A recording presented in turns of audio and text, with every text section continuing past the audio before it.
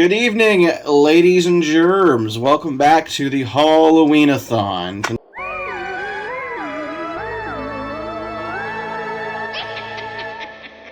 Tonight we review yet another installation in the Halloween series. It's based off John Carpenter's classic from 1978. I'll kiss that neck. I'm comfortable with my sexuality. At the end of the night, I know who's clit. I thought you were trying to kiss the cheek and not the lips. True homies kiss on the lips.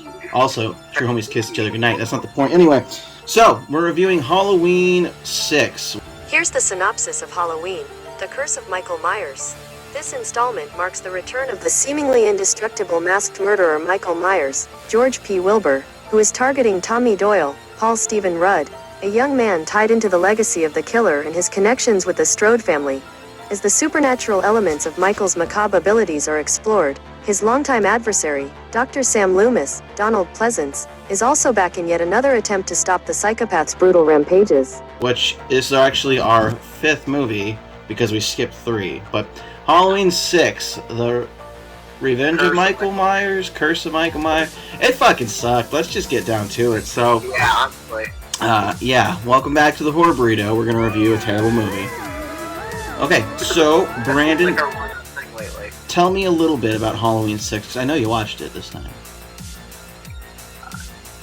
Michael is part of an evil cult thing. What kind of cult? What's it called? I don't remember the name of the cult. Josh knows. The Thorn. I don't remember it. I didn't watch it today. Yeah, the Thorn cult. It's the cult of the Whiskey Krispies. Thorn cult. Oh yeah, that's what it's called. And the design takes every a few hundred years or something like that. A guy. Yeah, that. I'm gonna fucking kill you all because I'm part of the Thorn cult too. I'll beat you up. Oh, cool. Let me tell you, I don't understand why everyone's so afraid of Michael Myers. Why don't they just beat him up? I mentioned this. I mentioned this during the movie, but there were so many opportunities where they could have stuck 3 fingers in his asshole. It's like, literally, just like that. Like, who wants to keep fighting and killing people after they have fingers in their butt? Like Freddy. Dude, I bet you can stop Freddy by just shoving some fingers in his ass. Try it, bitch!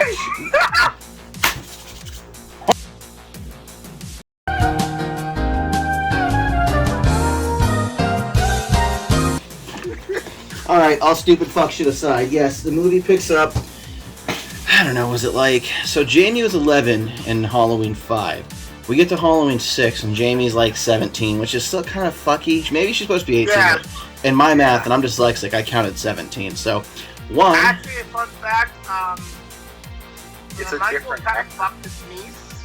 That's Michael's his kid. Yeah, I was getting to that. But yeah, so Michael called... Here's the thing, though. It's funny we talk about that. So we're going to come back to that. Keep that in your head. So Jamie pops out a baby, start of the movie. The baby is being pursued by Michael, which makes no sense because it is Michael's child. Now, here's the question. Did he die in that movie a virgin? Like, did another nurse, like, give him some sloppy toppy, suck him off good, then spit transfer it to Jamie? Or did he rape his niece, which is even worse? Why not both? Yeah.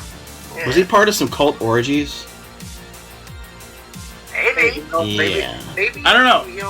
Maybe the cult is secretly, instead of killing people, maybe they want to have like orgies or something. I don't know. No, they want to kill people. I was actually very confused about that because, I mean, he's a homicidal maniac who sticks his thumbs through people's skulls.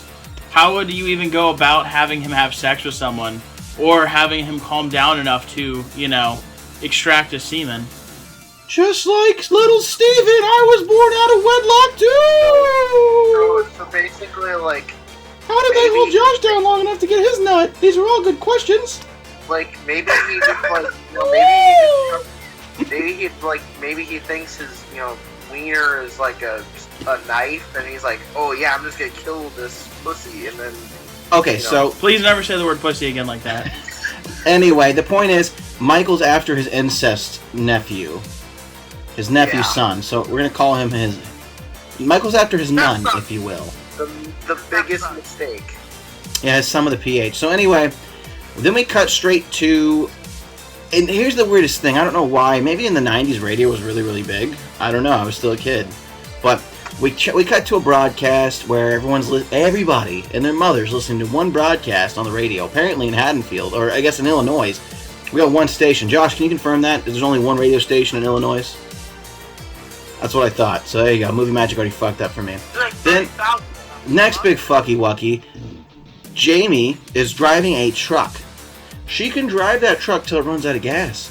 Showing it run out of gas would make more sense. She stops at a bus station. I get it. Plot. We gotta hide the baby, and then of course she dies a brutal death. I also think it was kind of like blasphemy not to bring Danielle Harris back. She was old enough, I'm assuming. Yeah. Honestly, I think the kill was good with her. Like, oh yeah, she was. Well, it depends. Which version did you watch? Because there's two versions. Did you watch the producer's cut or did you watch the director's cut? Sadly. Okay, so then you didn't see the gory ass part where she got placed on some farm equipment and they turned it on inside her. What's the other cut show? Turn on the machine and let her die more. How was your death? Tell us how her death was for you, Brandon. What did you see? Okay, so I saw the. So is the producer's cut the one where he turns on the machine after? Yes. Yes. Okay, well I saw that clip on YouTube, but I just saw it where he just stuck her on there. And he just plops her on her. And he doesn't. And the producer's cut, he turns it on and he goes murders her. Oh, she's dead. Okay, cool. Can I ask you guys something? Yeah. Do you think it's weird that every single chance they get, they kill off the main character in the next movie? No, it's not. It's definitely weird. Yeah, like the main character's what? Laurie Strode, her name. Laurie Strode lived for 2. Danielle Harris lived for 2.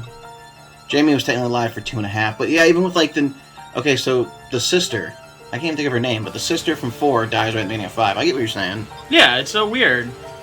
Like they just let the main characters live for like a movie or 2, and then they kill them, and it's like, why? Yeah, it defeats the purpose of their movie.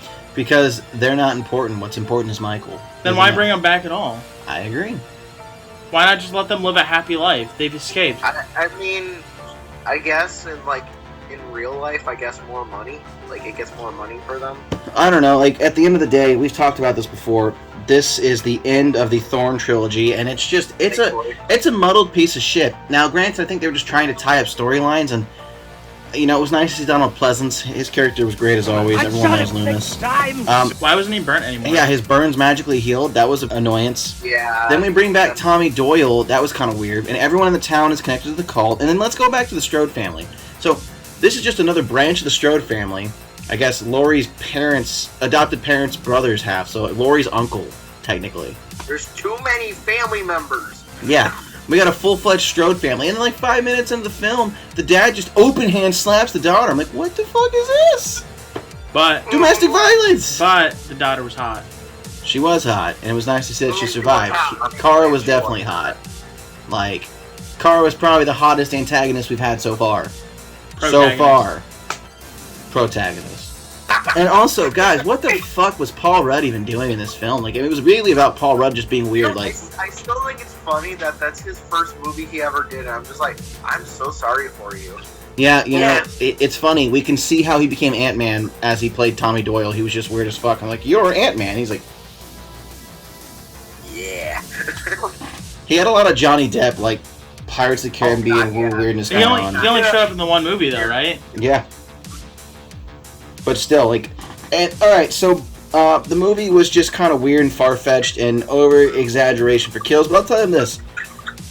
Some of the kills were great, some of the kills sucked. Let's talk about the shitty kills. The first kill of the movie, unmemorable when they put the nurse's head on the spike. Definitely an homage to the first one with Bob, but still stupid. Yes, no? I don't remember. Agreed. Okay. Next kill. Let's talk about the mom, Mrs. Strode, Deborah. They don't even show her dying. It just shows axe swing off camera and period on sheet. Oh, on the curtain or whatever. Yeah. The blood. That was a weak-ass kill. It's almost like watching Friday the 13th Part 1. The kills are so anticlimactic. I don't know. Then we get the dad to come home. He's drunk as shit. No dinner. Finds the bloody sheets. All of a sudden... I just want to throw it out there, though. Yes. They were in, a foot of water. Ankle-deep water, people. Yeah, and he electrocutes him? How is that smart? I mean, it doesn't take much to get electrocuted. It just takes to be in a setting in the water where it doesn't have to... So shouldn't Michael have been electrocuted right there? Yeah, true, but it could also have been what Michael was wearing at the time because of prevent it. So, Oh yeah, Michael's made of rubber. We forgot. His mask is. No, mask his, is his, shoes. himself.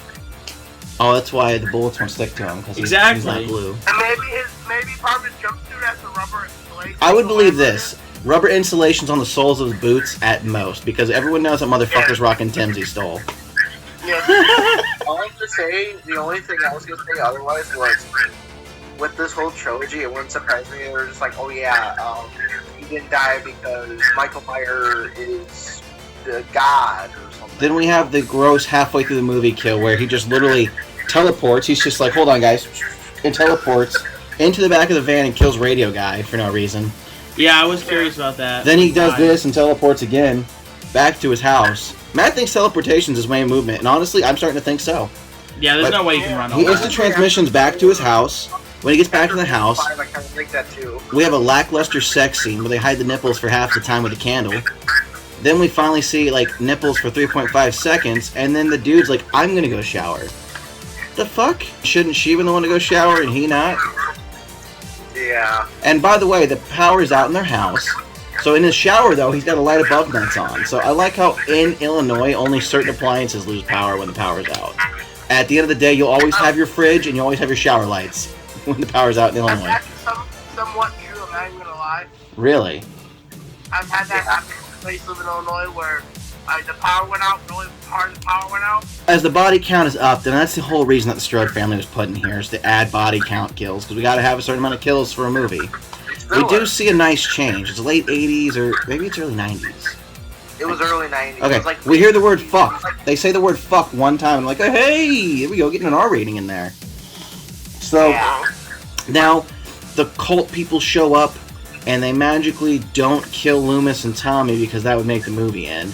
And they kidnap Kira. Grandma, the grand old lady. They kidnap Kira, the baby, and Danny, which, by the way, I forgot to mention. So Danny is one of the Strode children, and the subplot is he's seeing the dude in black who, like, sets them up to kill for the Thorn cult, and at the end of the day, Danny is partially under their control. It was so fucky, dude. Like, it just... The plot was so hard to follow. It was like one of Brandon Sime's lore videos. It's like, what? The theatrical version is worse.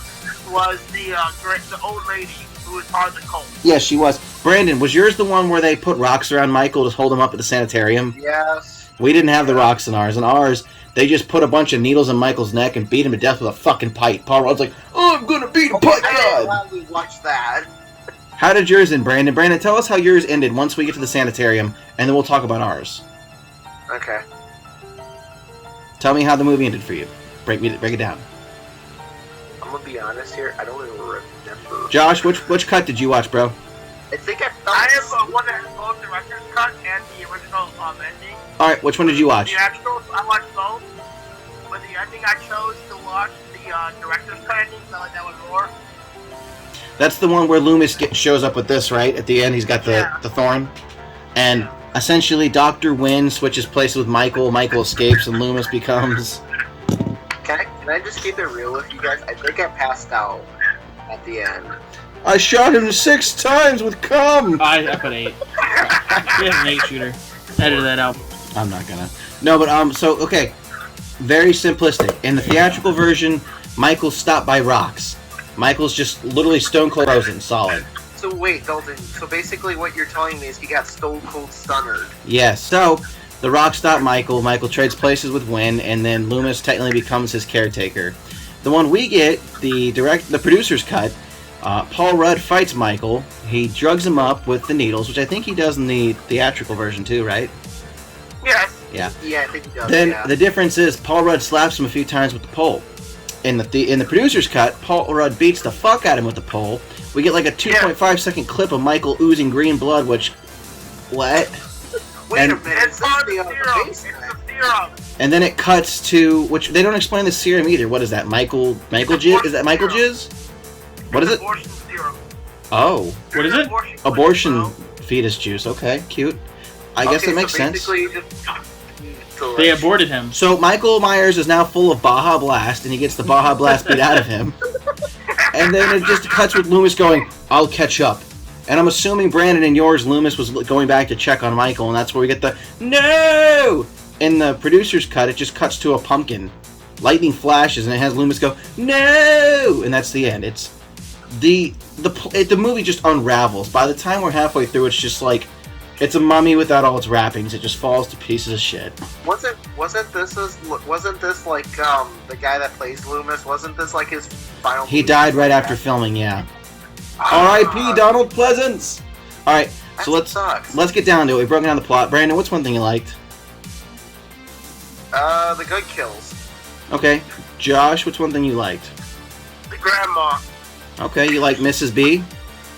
The boarding lady? Yeah, the woman who was revealed to be the babysitter the night that Michael Myers killed his sister when he was 6 years old. Okay. I like your character a lot. Matt, what was your favorite part? You goddamn know. It was Paul Rudd being in this movie.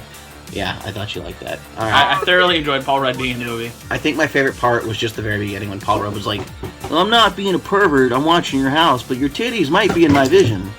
But she didn't have titties. Dude, seriously, that's like, I'm watching your house, but you might be naked in my view. What the hell, Paul Rudd? So yeah, Halloween, this is one of my least favorites. It really, really, really sucks. I think I'd rather watch Season of the Witch, because at least, like, you know, it's got that shitty doctor who's just like, "Oh, I can't take my kids right now, fuck." Alright, so, Brandon, what's one thing you didn't like? Brandon? Everything else besides Paul Rudd and the grandma. Okay, Brandon Jr. Brandon, what didn't you like? The theatrical, like the entirety of the theatrical version. It's so stupid. It's all stupid. Matt, what's one thing you didn't like? I don't like Michael. I don't like his mask either. I know, I just don't like him in general. I don't think he's a great character. I think he sucks. I'm more character than him. I talk at least. He's just shitty. Yeah. Like, I've watched all these movies, and I just don't understand the hype behind Michael as of right now. I'm hoping the Danny McBride ones are better. Yes, they are. Alright, so, here we go, guys. I've already said what I don't like. I hate the entire ending of the film. It just unravels, like I said. They had an opportunity, and they fucked it up. I just think they were doing it for money. They were just milking it like every other slasher film while they could. So, let's get to a rating system. Wait, before that, I have a question. Josh, being the anime expert you are, what do you think about Halloween the anime? I would watch it. You'd watch it? Yeah, I kind of would. I mean, hey, if they made, what's it called, an anime based on Assassin's Creed, I would watch that as well. Well, we're talking about Halloween here, man. I want Kawhi Michael. Alright, that's great. So, can we get to a scoring system? I still only have a limited amount of footage. I'm sorry. No, you're not. Alright, Brandon, I'm really not. Score? 2. 2? Okay. Josh, score. 2. Woo, shit. Matt, John, high five, bro. High five. Yeah. score. 3-ish. 3. Alright. I will also go with 3. This movie sucked donkey wieners. So, that's not hard. 2.5. This movie bombed. F fucking minus. I was gonna say, there's one only good thing about this movie. It's Paul Rudd certified. That's the only good Paul thing. Rudd and Grant. Paul Rudd, at playing a weird freak from the 90s, can't save a movie that has no plot and is just made to be made. So, with that being said, join us in our next episode as we review H2O. That'll be the last episode Zach's missing from, so see us there. And remember this, I'm not a pickle. No matter what the Burrito tells you, I'm not a fucking pickle. Yeah, you are. Liar. You are. I know you're a pickle because you're full of vinegar. Well, I hope you suffered as much as we did in this episode because this movie sucked. I bet this was Bumps in the Night's choice, that shitty pickle. Once again, you just can't help yourself from talking shit, you stupid-ass burrito. Nice entrance, jerkface. By the way, what a shitty movie you picked. It was a shitty movie, but drop the attitude or we're gonna have a problem. The only problem we're gonna have is when I kick you off this podcast, you wannabe. Alright, 1, shut the fuck up. 2, you wanna see something really scary? I'll show you what else goes bump in the night. Oh yeah, I'm shaking in my tinfoil wrapping. I invoke the wrath of the destroyer. Come, Silent One, show him your rage. Hey, didn't you know that secondhand smoking kills? Seriously, what's going on? I don't like what you're doing. Stop it. You're making me uncomfortable. Holy guacamole, it's the real Michael Myers. Guys, I better get out of here before he kills me. So before I forget, like, comment, subscribe. I gotta go.